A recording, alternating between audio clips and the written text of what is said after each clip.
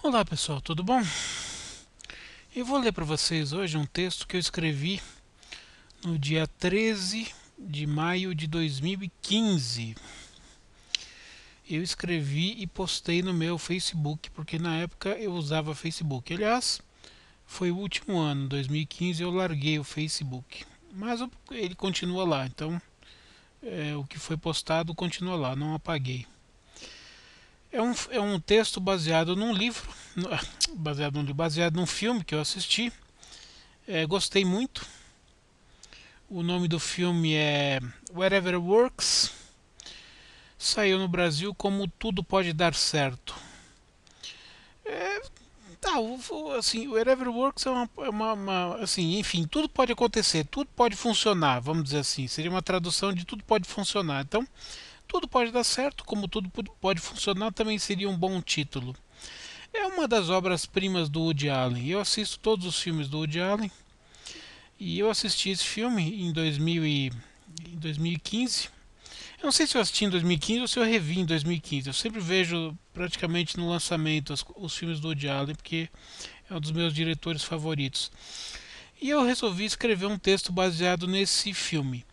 Evidentemente que se você não assistiu o filme, talvez você tenha dificuldade de compreender o texto. Então, talvez seja melhor você assistir primeiro o filme e depois assistir o vídeo, né? Porque, enfim, eu não sei que você não se importe e prefira assistir o filme depois. Enfim, aí é com você. O nome que eu dei pro texto é Reflexões de Vida e uma pitada de filosofia, tomando como base o filme Tudo Pode Dar Certo de 2009, ou Whatever Works no título original. Evidentemente, como eu já disse, foi um texto escrito em 2015. Eu não reli para fazer esse vídeo. Eu não sei se ele continua atual. Talvez ele cite fatos que em 2015 existia e hoje não existem mais. Tá? Mas como são temas filosóficos que eu coloquei aqui, é uma reflexão filosófica, na verdade, não são temas filosóficos. Então eu acredito que seja atemporal. Então, vamos lá. Escolhi, sim, é que aqui eu fiz uma. Algumas pessoas podem gostar desse texto. Na época que eu postei no Facebook, eu marquei algumas pessoas que elas talvez gostassem do texto. Mas enfim, agora não faz sentido porque é um vídeo público. Escolhi este filme do Woody Allen por ser uma pequena pérola recente do cineasta. Não que ele não tenha outras, ele anda fazendo filmes excelentes, mesmo na atual fase. Lembrando que eu escrevi esse livro em 2015, portanto não contam os filmes lançados de 2015 para cá, tá? Não perdeu nada da sua genialidade, mas este aqui é um filme que foi pouco badalado. No meio de Meia-Noite em Paris, Blue Jasmine e Vicky Cristina Barcelona, por exemplo, que foram evidentemente muito mais badalados pela crítica. E não é inferior a nenhum deles. Boris, um sujeito já no outono para o inverno da vida, faz um personagem racionalista, materialista e ateu ao extremo. Sua vida se caracterizou sempre por racionalizar tudo, procurar uma resposta ou uma solução dentro da razão para a vida humana, mesmo sabendo, no fundo ele também sabia, que a nossa vida é muito pouco influenciada pela razão. Costumo definir que a vida humana ou o destino humano é constituído pela junção das nossas escolhas, das escolhas de quem nos estão próximos e das escolhas dos distantes, associado com a aleatoriedade da natureza e dos fenômenos fora do domínio da humanidade. Este artigo não se destina a falar da vida humana, nem do destino, nem de nada do tipo. Busco uma correlação entre alguns temas e este filme.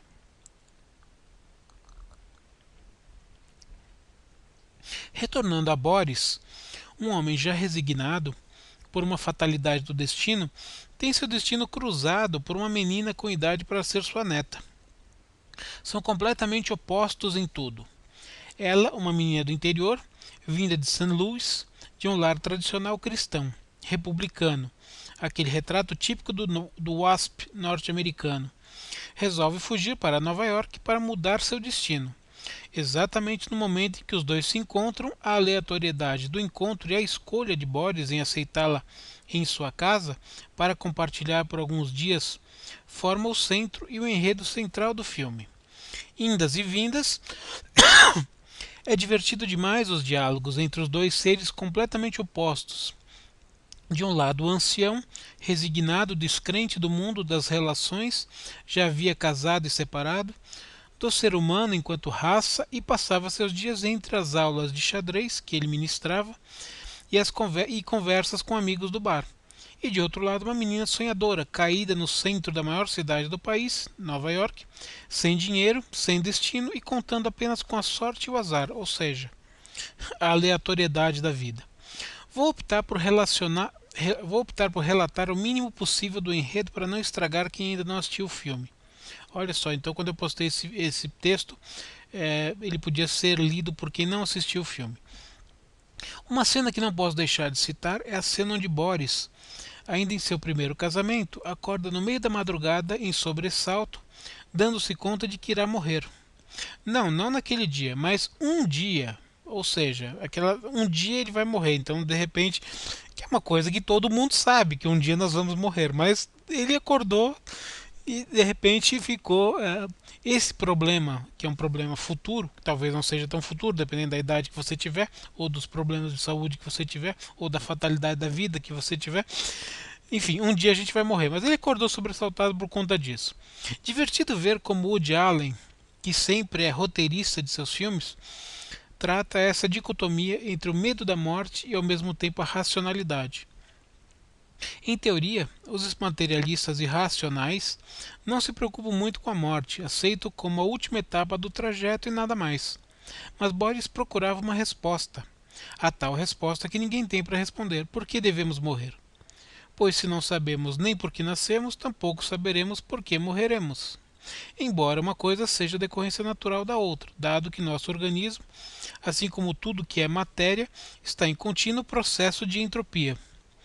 A frase muito usada em funerais católicos, do pó viemos, para o pó retornaremos, não deixa de ser uma frase que explica a ciência da entropia, que nada tem de religiosa. Não vou divagar por esse assunto. Retornando ao filme, a situação fica ainda mais surreal quando a mãe da garota aparece na porta deles. O marido, o ASP tradicional, fugiu com a melhor amiga dela, pondo fim num casamento e trazendo a ruína da família, que perdeu até a casa. Isso desenrola um outro tema bastante comum na filmografia do diretor, que é o de satirizar e demolir a tradicional moral norte-americana, moral tradicional judaico-cristã. Ele já fez isso com toda a tradição judaica, principalmente no começo e no meio da sua carreira. Agora ele dedica mais tempo cutucando os cristãos e o way of life tradicional americano.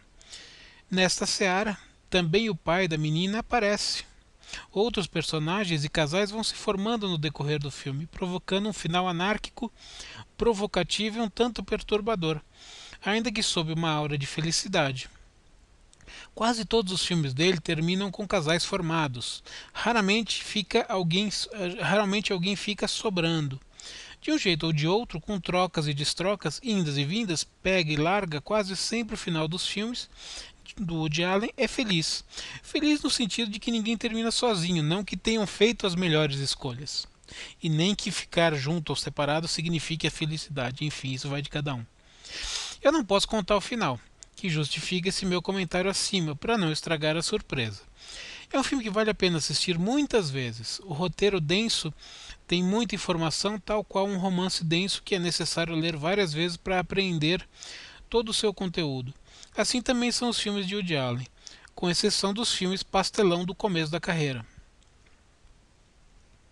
Finalizando, Whatever Works, nome do filme que significa tudo pode acontecer, ou ainda seja o que acontecer, ou o que for será, são todas traduções possíveis. É na verdade uma definição livre para a nossa vida de maneira geral. Boris cita algumas vezes essa frase, dando-se conta de que não importa o quão racional ele tente interpretar sua vida, a aleatoriedade dos acontecimentos determinaram quase todas as suas guinadas, quase todas as suas mudanças, de modo que nós podemos traçar um esboço da nossa vida, sem dúvida que fazemos muitas escolhas que influenciam sem dúvida que fazemos muitas escolhas que influenciam no sucesso ou fracasso disso. Mas temos que ter em mente que no decorrer desse caminho muita coisa ocorrerá, muita coisa mudará, nós mesmos mudaremos. E mudaremos o tempo todo, várias vezes, sem nem mesmo perceber. Essa é a diversão da vida, e essa é a certeza que podemos ter de que não temos um destino fixo, definido desde o dia do nascimento e cumprido à risca. Não somos marionetes nas mãos de um Deus titiriteiro, que mexe as mãos e balança os barbantes que conduzem nossos movimentos. Sabe aqueles bonecos que o pessoal controla assim? Não somos, não somos. O que dá sentido e graça à vida é saber que podemos influir em nosso destino até certo ponto, e o destino e as escolhas de terceiros influirão no nosso destino. Tudo isso regado com os fenômenos da natureza formam esse grande universo no qual estamos imersos. E não vou dizer que esse é o sentido da vida, seria pretensioso demais. Mas eu posso dizer que esse é um mecanismo da vida. Esse é o esquema pelo qual nós nos movemos e vivemos.